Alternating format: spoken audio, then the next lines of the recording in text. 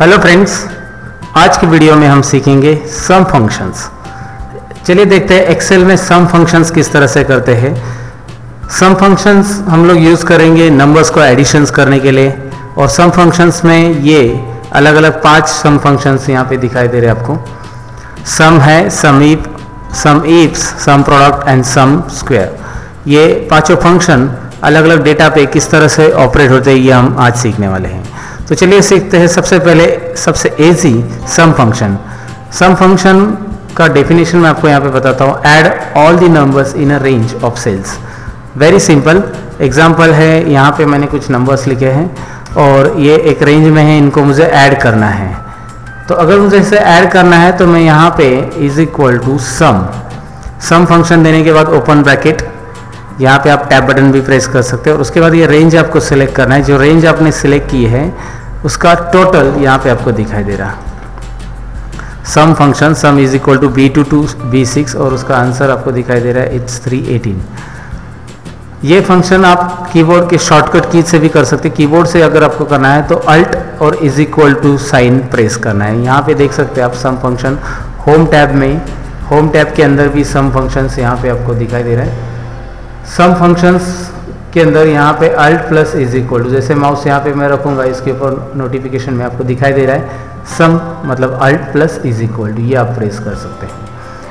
तो alt is equal to मैं यहाँ पे प्रेस करता हूँ, अल्ट इज इक्वल टू, तो आपको दिखाई दे रहा है सम ऑफ B2 to B7 आ रहा है। मुझे ये रेंज में B7 की ज़रूरत नहीं है, तो मैं जब सिलेक्ट करूँगा तो यहाँ पे alt is equal to press करूँगा और सिलेक्ट करते समय यहाँ पे इतना ही सेल सिलेक्ट करूँगा B2 to B6 जिसमें नंबर लिखे हैं, और उसकी टोटल यहाँ पे आपको दिखाई दे रही है। तो इस तरह से सम फंक्शन यूज़ करना हम लोगों ने सीखा, is equal to sum B2 to B6। तो सम फंक्शन इस तरह से देते हैं। नेक्स्ट फंक्शन की तरफ हम लोग बढ़ते हैं। नेक्स्ट फंक्शन है सम इफ। सम इफ का जो डेफिनेशन है यहाँ पे देखते हैं हम लोग।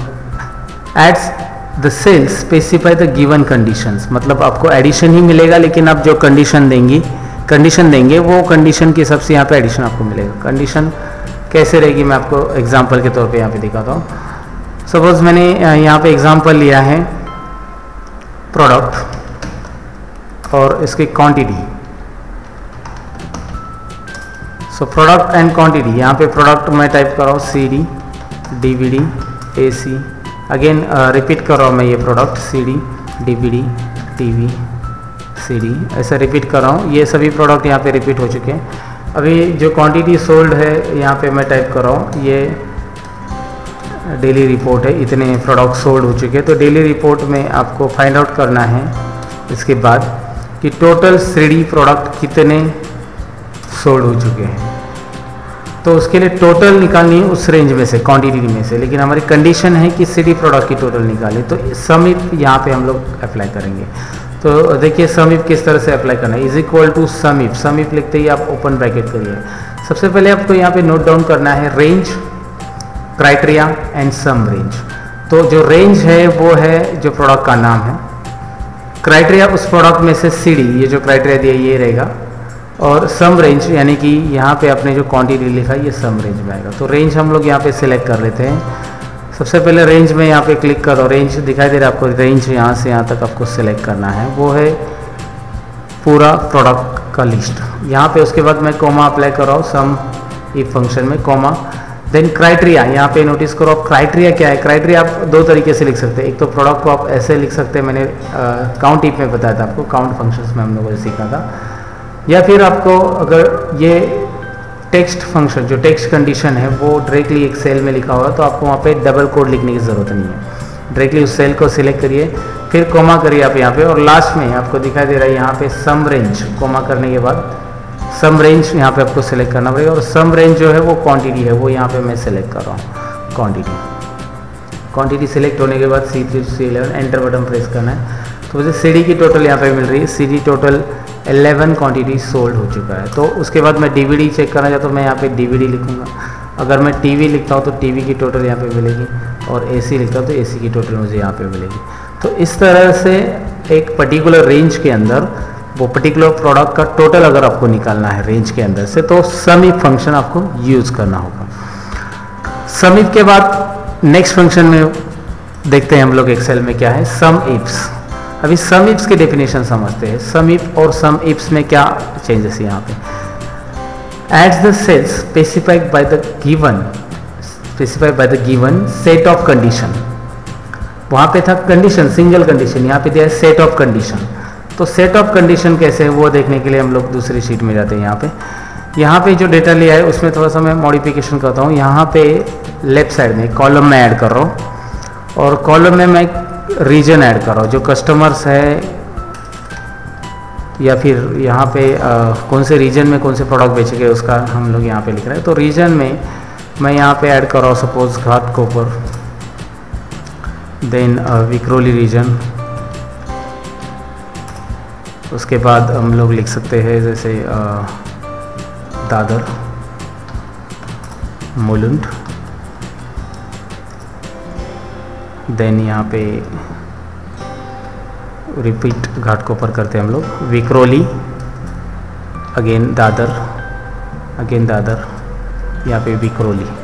तो अभी कंडीशन हमारी क्या है कि मुझे वो प्रोडक्ट की टोटल निकालनी है। यहाँ पे सम इफ नहीं करना है, सम इफ्स करना है। सम इफ्स क्यों करना है? क्योंकि मेरे पास दो कंडीशन है।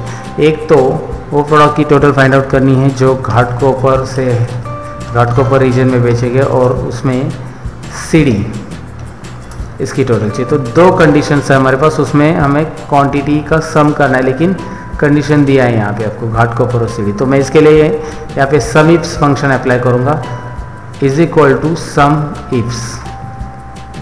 सम इफ्स अप्लाई करने के बाद यहाँ पे आपको टैब बटन प्रेस करना है ताकि वो ऑटोमेटिकली ब्रैकेट आ जाए।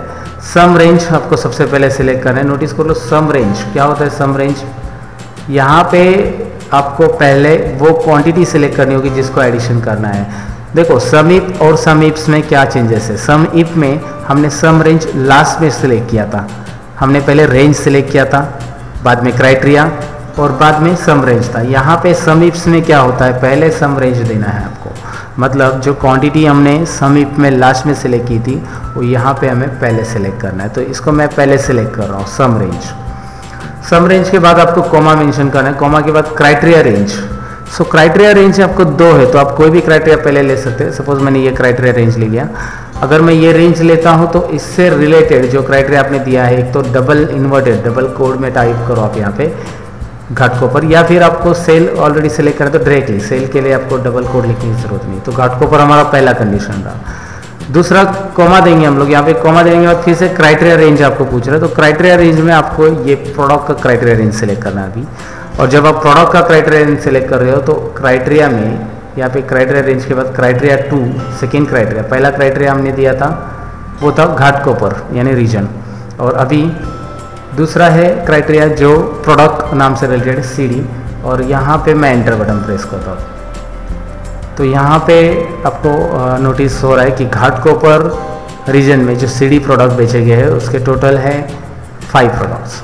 तो इस तरह से आप सम रेंज में मतलब सम इफ और सम इफ्स ऐसे यूज़ कर सकते हैं। सम इफ्स में आपको एक से ज़्यादा कंडीशंस देने के लिए अलाउ रहता है और सम इफ में सिंगल कंडीशन आता है। तो ये था सम इफ और सम इफ्स।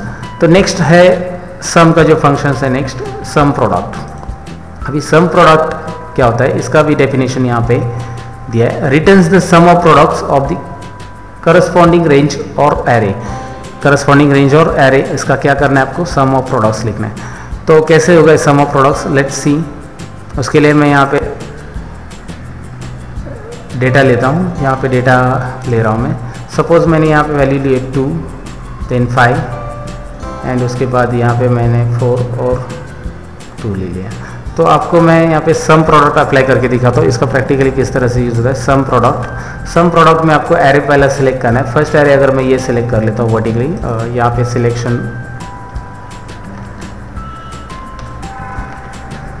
सिलेक्शन में आपको यहाँ पे सम प्रोडक्ट करना है इस तरह से।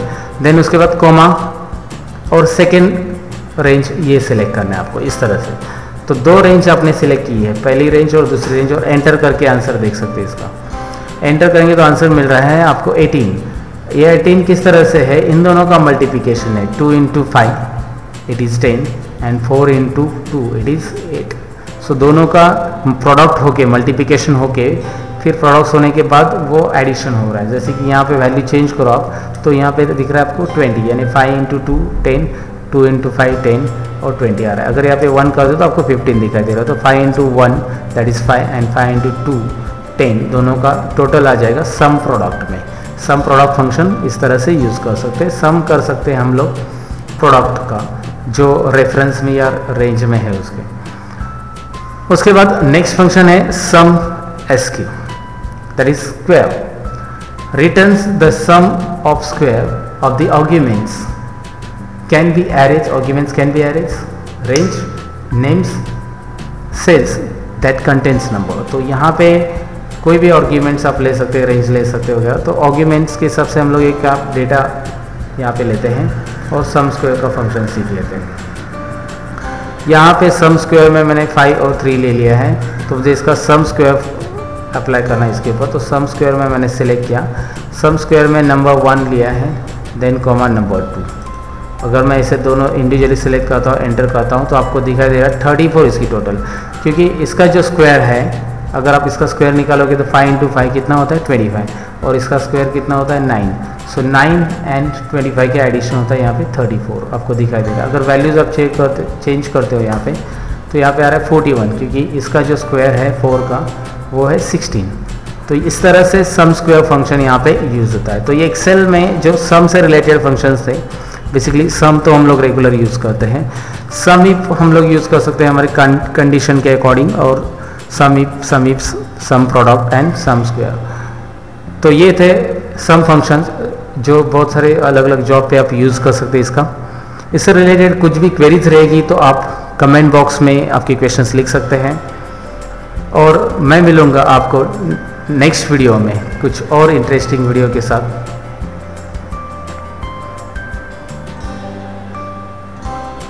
तो चलिए दोस्तों, मैं लेता हूँ आपसे अलविदा, फिर मिलते हैं नेक्स्ट वीडियो में कुछ और फंक्शंस एंड फॉर्मूलाज के साथ।